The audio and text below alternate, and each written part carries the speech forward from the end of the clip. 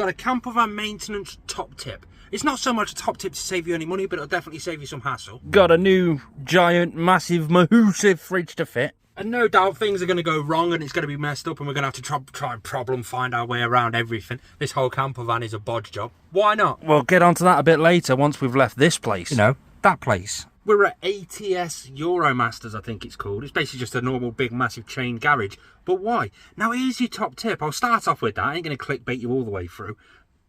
To an extent. So I priced up how to do an oil change on a van. So I went to Euro Car Parts, and this is what a lot of van lifers do, thinking they're saving themselves an awful lot of money. But why the hell am I sat here when I can easily do it myself? It literally is just a case of undo the sump plug with a sump seal, let it all drain out into a recyclable container, because you're going to recycle the oil because you're responsible, and then pull the air filter off, oil filter, drop a new one on, fill it up back with oil, 8 litres of oil, and an oil filter. That's all you need. Price it up at Euro Car Parts. £100 for 8 litres of half decent oil. We all know a good oil change makes regular occurrences, makes your van last an awful lot longer, or at least your engine anyway. Yeah. Anyway, I priced it up. £100 for the oil, £22 for the filter. I had a look on these places, this Euro, whatever it's called. It's called ATS. And they quoted me £122 to do the work for me and to guarantee the work. So for the exact same cost, I get a guarantee. I get to save all the oil going off my hands. But I'll do that. There's your top tip. We're half an hour early, so I'll go in a minute. I just hope my van's going to fit inside that garage door. I don't know. Same on that side. They look a bit low. He says, if we can get it in, we can do the job. Let's have a look and see what he does. Will he do it? Oh, I think he might. Oh, that is close. Oh, take another stab at it, line it up, get it nice and straight. Do you know what? Fair play to the lad. Fair play to him. Oh, no, is he just parking it up saying, no, it's not going anywhere? Oh, I don't know. Here we go. Let's see. Let's see. Oh yeah, that's going to fit. Oh yeah, he smashed that. Look at that. I don't know, there's a shutter coming down. Yeah, he's done it. Fair play to him. Do you know what? Fair play. And now we wait. Just sit waiting.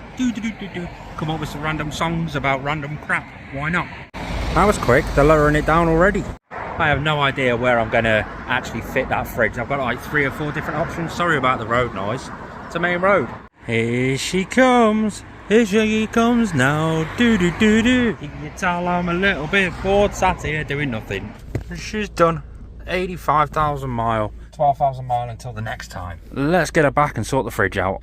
So now we're back, we've got the fridge, it's unboxed and it's absolutely amazing. But where am I going to put it? Now, my initial idea was in the same place. So the sort of front's there and it runs back, but it hits the sink and I don't really want to change the sink just yet. We'll be getting changed, but not just yet. We are changing to like a smaller sort of rectangular black sink, sort of over there. So it could fit in the future, but not right now, so I don't want it. We were thinking in there, with the front just being there, which again, it will work. We will need to remove the sink, but I think the only issue we saw was the step here, so I'll have to like chalk it up and stuff like that. But again, that'll make a load of mess and it'll make the front of the unit pretty useless. So that's potentially not an option.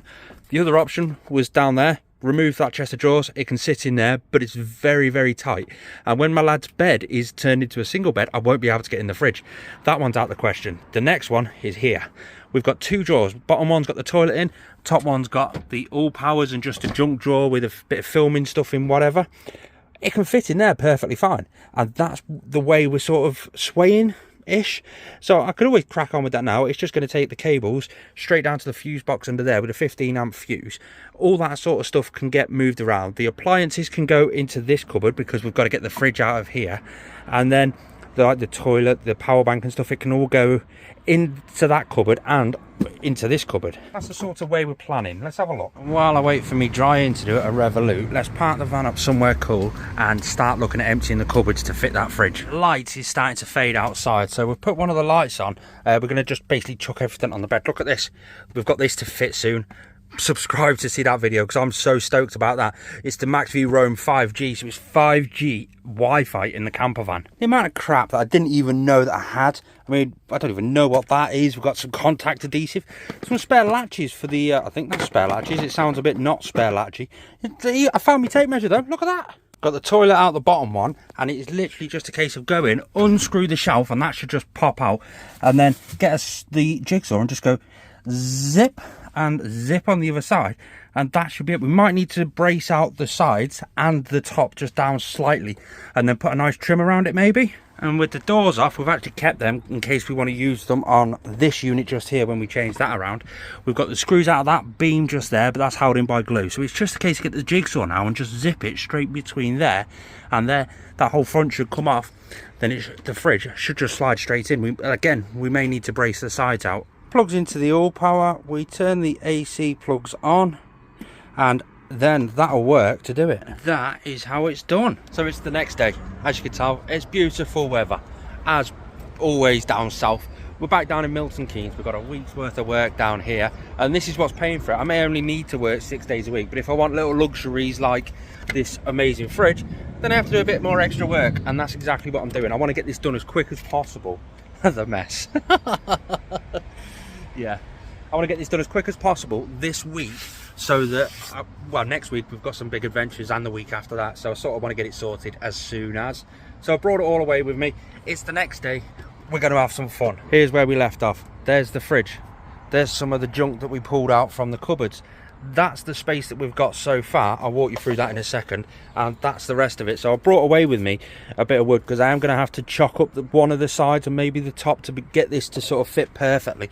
All the stuff from out the cupboards is over there, and the doors and the units, the shelf is on the bed. We've got the Maxview Wi-Fi, that's got to go up this week, and just basically everything out of these cupboards is not in the cupboard anymore. Basically the challenge we've got is we had a cross member beam that went across here, and I physically can't get to these two screws because they're behind the panel there, and I can't get the panel out. I can move it slightly, but I can't physically get to the screw holes, so I'm gonna have to try and come up with a plan of either getting rid of them. I've got to clear up all these edges, and I don't know, we've just got to go from there. This is the plan. So I've got a piece of wood, cut it to size, and it's really jammed up there, so I don't really need to secure it. I will drop some screws straight underneath, but I brought it flush out to the front. This side, I've obviously cut one to shape, and I've still got the screws there, so I'm going to clear them up and basically just hammer the screws straight into this to secure it in, and then stick some more securing screws in there. That should be the perfect size then for the fridge to just slot straight in. Like I said, we come up with some problems and some solutions, and this is the joy of it. And that is how we do that. So that's all nice and secure, the framework on there, perfectly fine. We've drilled in some more ventilation holes through the inside, because obviously heat rises throughout the whole compartment. The compressor's down the bottom, so if it does get hot, the heat's going to rise. So we've got the big gap at the top there for the heat to escape. We've got some more there, but to be able to draw fresh air back in to keep it nice and cool, we've put loads more holes down here, one up there, we've got these ones down here, and there's already one down there. So fingers crossed that should be enough. We could always add more if we need to. Now it's just a case of slide it into the hole, hope we've measured it up right and everything. We've got the positive and negative here. The positive has a 15 amp fuse on it, and it just runs up to some ends, that's it. And there we go. You can see the lights are on. We've pushed it in. So actually, I've not actually told you what fridge it is. It's not sponsored or anything like that. It's the INDICOOL Adventurer. I think it's the 85 litre. We ran the wires underneath there, right down into the bottom of the wiring cupboard, connected them up, positive, negative, straight to the fuse box. So we've got a fuse over there and a fuse just behind this. Better be safe than sorry. And so far, we've got it running quite nicely. What's even better, currently with the sun that we've got, it's not using any amps from the battery. It's basically running completely off solar power at the minute. Now I've just got to put the van back together. I've got all the crap up there, yeah. I've got to put the van back together. And I've got 45 minutes until I start work, so it doesn't matter if I don't get it finished now. I can get it finished after work. Hopefully by that time the solar would have cooled that down perfectly, because obviously the compressor is going to be running loads and loads and loads to be able to get that cooled down to the right temperature. Then once it's cooled down, both the freezer and the fridge, have I shown you inside yet? There we go. We've got enough space there for a couple of 2 litres. We've got the little salad crisper there, we've got a little fridge up there, freezer, sorry, a couple of shelves, nice light. It's just really nice. I'm well chuffed with that. I mean, it got really good. It went down to -25 in the freezer, so I've had to like press the settings buttons and get it adjusted to -18. That's slowly doing its job. That's going to go down to to 5 degrees, which is the fridge. Let's just lift up, pull, boom. I'm proper chuffed with that. I've actually got a nice secure fridge freezer for the van, so that's going to be perfect for all my big adventures. I just need to get that trim all on all the way around, so I'll put a nice trim around it, sort of thing. Well, I'm well chuffed. We ended up picking up a bit of overtime, so currently it's 6 o'clock in the morning. We put that onto night mode just so the lights were off. So we just had to press that, it comes back on, so we're -18 in the freezer, 4 degrees in the fridge. How much power did it use overnight? You cannot complain at that. 3% of a 200 amp hour battery. That's it. That's all it used overnight. I'm well chuffed with that. That's going to be great for off-grid over the winter. There's the van. It's pitch black in the middle of the lovely countryside forest area. Quite gutted about this spot, actually.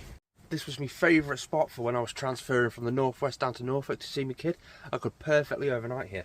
But as I turned up at midnight last night, I looked at the sign on the way in. There's a new sign, no camping, no overnight staying. So I'm like, I don't think I can stay here again. I took the chance last night because I was absolutely shattered, which it paid off. I got in at midnight. I'm leaving at 6 o'clock in the morning.